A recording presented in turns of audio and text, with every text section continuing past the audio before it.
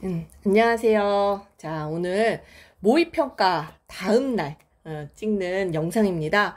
모의평가에 조존성의 호화곡이라는 작품이 나왔는데 이게 사실 수능 특강의 거의 제일 마지막 실전학습 2회에 나와 있던 연시조거든요. 그래서 연시조가 모의평가에 나왔고, 어제 사실 시험이 쉬운 편이었죠. 그죠? 난이도가 쉬운 편이어서 아마 잘 본 친구들도 걱정이 있을 테고, 못 본 친구들은 못 본 친구들 나름대로 걱정이 있을 것인데, 그래도 이 어떤 경향으로 문제를 냈는지 그런 거 파악하고, 작품을 보는 힘 조금 더 길러보면 좋지 않을까 싶어서 선생님이 영상을 좀 찍어보고 있습니다.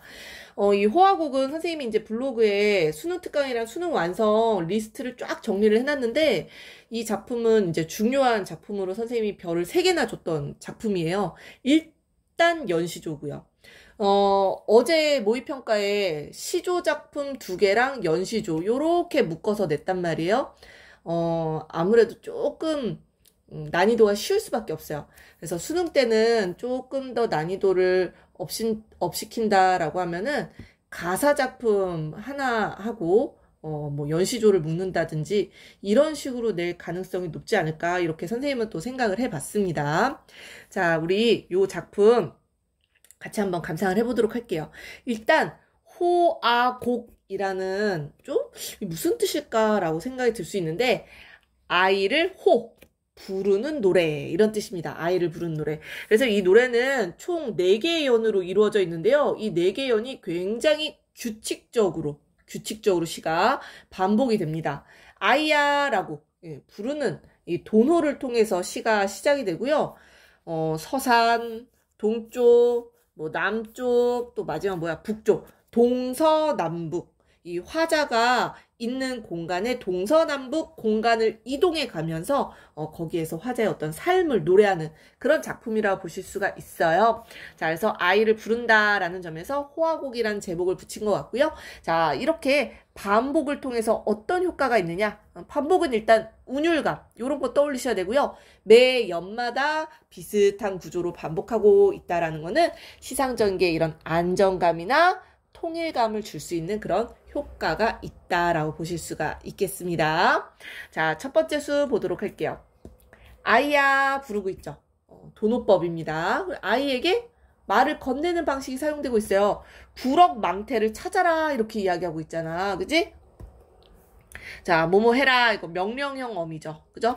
바로 이 아이에게 무언가를 요구하고 있습니다. 요구. 자, 그래서 구럭 망태 이건 다 그릇이에요. 그릇. 구럭이라는 거는 뭐 이렇게 물건 담을 수 있는 그런 판판한 그릇이고요. 망태는 뭐 망태기 뭐 이런 말 들어보셨나요? 이 망태기도 이 어깨에 이렇게 메고 다니는 그런 뭐 어깨에 메고 다닐 수 있도록 만든 그릇입니다. 아무튼 물건을 담기 위한 것인데 이 물건을 담기 위한 그릇과 망태기를 갖고 어디를 가냐면 서산을 향하네요. 자, 공간적 배경 나와 있죠? 날이 늦겠구나. 야, 지금 날이 다 지나가고 있어. 지금 재촉하는 겁니다. 자, 서산에 빨리 가야 돼. 자, 밤을 지낸 고사리가 벌써 많이 자랐으랴? 다 자랐다. 이런 얘기겠죠. 고사리가 많이 자랐을 거야. 그러니까 이 몸이 이 나물 아니면 끼니를 어이으랴 라고 했어요. 이 나물을 먹으면서 끼니를 잊고 있다 이런 얘기입니다. 자, 그러니까 이 고사리는요 일단 1차적으로 해석을 하시면은 이 고사리를 먹으면서 살아간다라는, 고사리는 막 이렇게 비싼 음식이라고 볼 수 없죠. 산에서 흔히 캐서 먹을 수 있는 그런 나물이란 말이에요. 그렇기 때문에 소박한 음식을 의미한다. 요렇게 해석을 할 수가 있어요. 자, 하지만 우리가 고전 시가를 공부한 친구들은 조금 더 한 발 나아가야 됩니다. 이 고사리가 어디서 많이 본 것 같은데, 유명한 고사에 나오는 나물 같은데, 요런 생각이 드셔야 돼요. 자, 바로 백이 숙제 고사에 나오는 유명한 나물입니다. 자, 이 두 사람을 줄여서 이제라고도 하잖아요. 이제. 여러분들 성산문의 시조 공부하셨나요? 성산문이 그 사육신 중에 한 명이잖아요. 수양대군을 향해서 지은 시조가 있습니다. 수양산을 바라보며 이재를 하나노라 라는 시가 있어요. 나중에 한번 읽어보세요. 그 시조 굉장히 비장한 시조인데, 자, 아무튼 이 백이숙제라는 인물이요, 고사리를 캐어 먹으면서 굶어 죽었다, 뭐 이런 이야기가 있어요. 무슨 얘기일까? 자, 이거 아마 각주 같은 거 줄 수 있는 부분이거든요. 자, 이런 이야기가 있습니다. 자, 얘네들은 고전시가 단골 손님들이니까 요런 고사 정도는 여러분들 머릿속에 넣어주시는 게 좋아요. 자, 이 백이숙제가요, 반대했어. 왜냐면 이 사람은 이 은나라 때 사람이거든요. 근데 주나라가 은나라를 치고 주나라가 이제 세워진 거죠. 자, 그래서 주나라의 녹을 받지 않겠다. 부끄럽게 여겨서 수양산에 들어가 고사리만 뜯어 먹다가 굶어 죽었다라는, 자, 이 백이숙제는 뭐의 아이콘? 지조와 절개를 지킨 인물. 지조와 절개의 아이콘으로 우리가 해석해 볼 수가 있겠습니다. 자, 여기서 이제 고사리가 등장을 하는 거고요. 그래서 위에 그 시조에 나오는 그 고사리는 아까 선생님이 이야기했듯이 소박한 음식을 먹으면서 살아간다라고도 해석할 수 있지만, 백이숙제와 연결을 짓는다면은 지조를 지키는 삶을 의미한다라고도 볼 수가 있겠습니다. 이 노래가요, 광해군 때 노래예요. 이 광해군 때, 여기 이따가 박스글에서 읽겠지만, 이 광해군이 이제 자신의 생모를 이제 왕비로 추존하는 것에 이제 반대하다가 파직당한 인물입니다. 파직당해서 이제 은거하는 삶을, 어떻게 보면은 자의가 아니라 약간 좀 타의에 의해서, 은거하는 삶을 살게 되는데, 거기에서 이런 고사리를 이야기하는 거는 이런 부조리한 현실 속에서도 어떤 나만의 어떤 지조를 지키면서 살아가겠다라는 그런 의지를 보여주는 부분이라고도 해석할 수가 있겠습니다. 그래서 자신의 어떤 지조와 절개를 지키고자 하는 화자의 의지를 요런 서리법, 그쵸? 서리법 통해서 드러내고 있다. 이렇게 보시면 될 것 같아요. 자, 그래서 공간적 배경 서산이고요. 서쪽 산에서 고사리를 캐어 먹으며 소박하게 또는 지조를 지키며 살아가고 있다. 이렇게 해석하시면 되겠죠. 자, 두 번째 연으로 가볼게요. 자, 아이야. 자, 똑같이 아이야. 이렇게 시작하고 있죠. 자, 이번에는 이 아이는 아마도 이게 양반이니까 화자가 이 양반의 어떤 몸종? 시중을 드는 그런 아이라고 해석을 하시면 될 것 같습니다. 자, 그래서 도롱이랑 삿갓을 차려라. 이번에도 그지? 명령형 어미를 통해서 요구사항을 이야기하고 있죠. 자, 도롱이 정도 여러분들 많이 보시지 않았나요? 도롱이는 비옷이에요, 비옷. 비올 때 이렇게 집 같은 걸로 이제 엮어서 만든 비옷입니다. 여러분들 사극 같은 데 보면은 마치 무림 고수들이 입고 다니는 그런 옷, 아닌가요? 아무튼 삿갓을 챙겨라. 비가 오네요. 동쪽 골짜기에 비가 내린다. 자, 그래서 공간이 조금씩 이동되고 있어요. 많이 이동되는 건 아니고요. 은거지 주변에 동서남북을 이동한다라고 보시면 되겠죠. 자, 그래서 동서남북의 구체적인 모습들이 드러나고 있습니다. 서쪽에는 산이 있고요. 동쪽에는 골짜기가 있는 것 같아요. 자, 비가 내리니까 이런 비옷을 입고 바깥 외출을 나가는 거겠죠. 기나긴 낚싯대에 미늘 없는 낚시를 매요. 자, 요거 중요한 표현 나오네. 자, 낚시 같은 게 우리 어떤 자연에서의 풍류 생활을 이야기할 때 자주 나오는 소재잖아요. 근데 여기에서 특히 미늘이 없다라는 거에 주목을 해 보십시오. 미늘이 없다. 미늘이 갈고리 같은 거거든요. 어제 이거 각주 줬던 것 같아요. 이렇게 미끼를 꿰는 부분 있죠. 그죠? 그 갈고리 부분입니다. 자, 그러니까 의역을 하자면은 낚싯대에 미끼를 끼우지 않고 라고 해석할 수 있어요. 자, 미끼를 끼우지 않는다라는 거는 여러분들 고기를 낚을 의지가 있다 없다? 없다라는 거야, 얘들아. 그지? 이 사람요, 물고기를 잡아서 낚시한 걸로 생계를 이어가는 그런 어부가 아닙니다. 어부가 아니기 때문에 이런 미끼를 끼우지 않고 그냥 낚시를 즐기는 거예요. 이해되시죠? 자, 그래서 이렇게 미늘이 없는 낚시라는 거는 무욕의 상태를 얘기하는, 무욕. 욕심이 없다. 이런 뜻입니다. 욕심이 없다라는 얘기고요. 그래서 이런 데에서 우리 윤선도의 이제 어부사시사나 이현보의 어부단가 이런 어촌을 배경으로 하는 노래에서 이런 낚시 굉장히 많이 나오거든요. 욕심이 없는 모습. 바로 화자가 진짜 어부가 아니라 가짜 어부입을 가어옹이라고도 하거든요.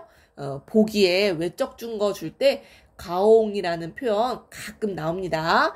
가짜 어부의 삶을 살고 있다. 요렇게도 연결 지어 보실 수 있을 것 같아요. 자, 아무튼 욕심이 없어. 고기를 낚을 생각이 없습니다. 자, 그래서 욕심 없이 미끼를 끼우지 않고 그냥 낚싯대만 쭉, 그치? 늘어놓고 세월을 보내는 거야. 자, 그래서 저 고기야, 놀라지 마라. 자, 고기한테 이야기하고 있죠. 고기 의인화된 대상이라고 볼 수 있어요. 내 흥겨워하노라 라고 하면서 화자의 정서 나오네요. 화자의 정서. 굉장히 흥겹다라는, 화자가 현재 자신의 삶에 대해서 만족하고 있다라는 게 직접적으로 드러나고 있는 부분입니다. 뭐뭐 하노라 이런 거는 영탄적 어조에 해당이 돼요. 영탄적 어조. 자, 그런데 이 노래가요, 고사가 곳곳에 숨겨 있습니다. 곳곳에. 자, 우리 아까는 이재의 고사를 봤잖아요. 이번에는 여상의 고사입니다. 여상. 여상이라는 인물이 있는데 우리 밑에 선생님이 이렇게 넣어놨거든요. 잠깐 한번 보실까요? 다 중국 사람들에 대한 이야기예요. 자, 이게 여상의 고사라고 나와 있어가지고 여상이 어떤 사람이지? 라고 생각할 수 있는데 주나라 때 사람입니다. 뭐 주나라, 은나라 뭐 아주 옛날 시대의 사람이에요. 근데 이 여상은 여러분들이 들어봤을 만한 이름으로 다시 얘기를 해주자면은 낚시를 하며 세월을 낚았다라는 강태공이라는 사람입니다. 태공망이라는 사람이 태공망이라고 불리기도 했는데 아무튼 이 강태공이라는 사람이 이 세월을 낚시로 그렇게 보내다가 결국에는 이 주나라 문왕에게 캐스팅이 돼가지고요. 이 주나라에 굉장한 영향력을 미쳤던 정치인이었어요. 그래서 우리가 낚시꾼의 대명사 하면은 강태공이라고 이야기를 하거든요. 자, 그만큼 낚시로 오랜 세월 동안 자기를 알아봐줄, 자기의 능력을 알아봐줄 주군을 기다렸다라는 그런 사람입니다. 자, 그래서 여기에서 낚시 이야기를 괜히 하는 게 아니에요. 이 사람이 지금 파직당해서 은거하는 삶을 살고 있다라고 했잖아요. 두 가지로 해석을 할 수 있는 겁니다. 미끼를 끼우지 않은 이런 낚시, 욕심이 없는 삶, 첫 번째 해석. 그리고 자신을 알아주는 그 누군가를 기다리면서 낚시를 하고 있다. 이렇게 두 가지로 해석을 해볼 수가 있을 것 같아요. 마치 주나라 문왕을 기다렸던 강태공처럼. 이해되시죠? 자, 고사랑도 연결을 지어보세요. 자, 그래서 욕심 없는 마음. 두 번째는 자기를 언젠가는 누가 알아봐 주겠지. 기다리는 그런 마음을 미늘 없는 낚시를 메었다. 이런 식으로 표현을 한 겁니다. 자, 그래서 동쪽 골짜기에서 낚시를 하며 세월을 보내는 모습, 누군가를 기다리는 모습, 이렇게 해석을 하실 수 있을 것 같아요. 자, 우리 세 번째요. 남쪽으로 가봅시다. 남쪽에는 논밭이 있네요. 그죠? 아야 죽조반을 다오. 죽조반이란 건 이제 아침에 먹는 죽이에요. 이렇게 뱃속을 좀 뜨뜻하게 만들어줄 수 있는. 자, 그런 죽을 다오. 나 먹을 거 먹고 일하러 가야 돼. 이런 얘기입니다. 남쪽 논밭에 할 일이 많구나. 자, 그런데 서투른 따비는 누구와 마주 잡을꼬? 라고 했어요.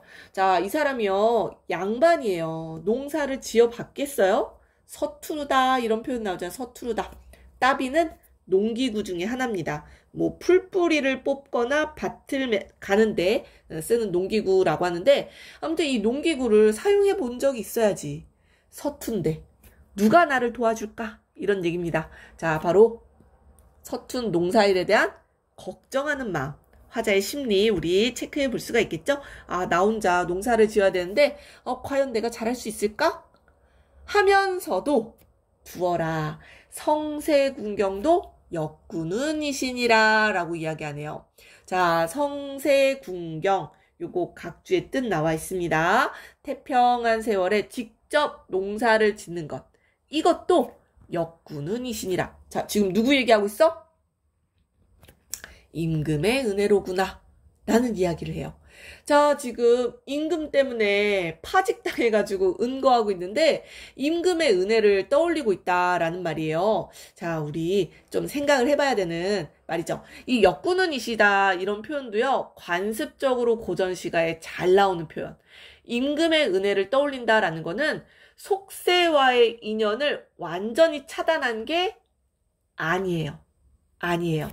약간 속세에 대한 미련. 바로 이런 현실 정치에 대한 은근한 관심을 드러내고 있는 표현으로 우리 해석해 볼 수 있습니다. 자, 그래서 임금의 은혜를 떠올리고 있다라는 거는 언제든지 나 불러주기만 하면은 정치계에 복귀할 마음이 있다라고 여러분들 해석해 보실 수 있을 것 같아요. 자, 성세군경은요. 아까 걱정했잖아요. 아, 근데 이렇게 태평한 세월에 농사를 짓는 것도 얼마나 다행스러운 일인가 이런 얘기거든. 그래서 걱정, 노노, 화자의 만족감 드러나는 부분으로도 해석할 수가 있겠습니다. 자, 그래서 현재의 삶에 만족하면서도 임금이 불러주면 언제든 돌아갈 수 있음을, 현실 정치에 대한 관심을 은근히 내보내고 있는 부분. 자, 3년의 내용이었습니다. 자, 마지막 연을 보도록 할게요. 자, 이번에는요. 아이야 소를 먹여 내어라 라고 했어요. 내어라. 자, 북쪽마을에 새수를 먹으러 가야 돼요. 그죠? 새수를 먹자꾸나 이런 청유형 어미도 사용이 되고 있고요. 자, 잔뜩 취한 얼굴 달빛에 실어오니. 자, 이런 술도 우리가 풍류를 즐길 때 자주 사용되는 소재 아니겠어요? 자, 이 현재 삶에 만족하니까 취할 수밖에 없겠죠. 그죠? 달빛에 실어오니 좀 낭만적으로 표현을 했네요. 어즈버. 아, 이런 거 감탄사입니다. 어즈버. 희황상인을 오늘 다시 보는구나 라고 했어요. 자, 영탄적 어조. 여기서는 긍정적인, 그지? 만족감에 대한 영탄적 어조가 드러난다라고 보실 수가 있겠죠. 희황상인이라는 게요. 자, 여기서도 우리 고사. 고전시가에 자주 나오는 복희씨라는 인물이 있습니다. 복희씨. 선생님 여기 밑에다가 넣어놨네요. 아까, 요거 얘기를 안 했네. 요거. 자, 요거 얘기 조금 이따 하고요. 자, 희왕부터 먼저 얘기를 할게요. 자, 희왕상에는요, 복희씨라는 인물이 있습니다. 자, 이 인물은 더 오래전, 상고시대 때 인물이야. 이 복희씨 아마 여러분들 네이버에 막 검색해보고 그러면은 이 사람은 반인 반수입니다. 이 위에는 사람의 형상을 하고 있고요. 밑에는 뱀이었나? 아무튼 그 정도로 전설 속의 인물인데 이 희황상인이라는 건 희황보다 더 오래전 오래전 사람이라는 뜻이래요.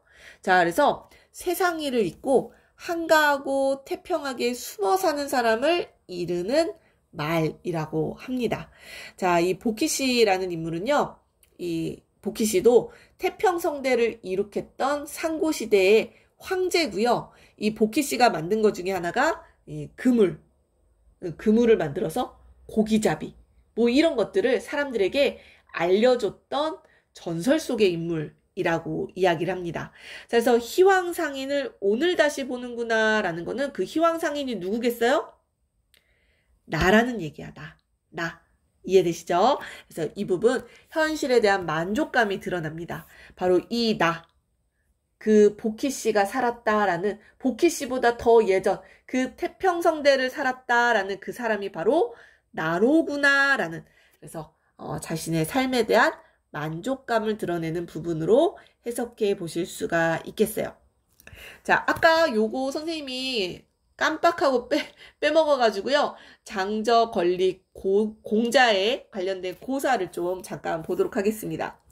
자, 이 고사는요. 자, 장저와 건릭이요. 공자의 무리에게 속세를 떠나 자신들처럼 자연에 은거하면서 한가롭게 농사나 지으면서 살 것을 권유했다라고 합니다.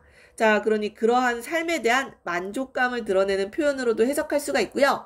자, 공자는 사람의 무리와 살지 않고 누구와 함께 살겠느냐라고 말하였다라고 해요. 자, 그러니 공자의 말에서는 무슨 사람의 무리와 함께 어우러져 살아가야 된다라는 거예요. 그러니 뭐예요? 현실로 복귀해야 된다라는 약간 좀 일말의 여지를 주는 거죠.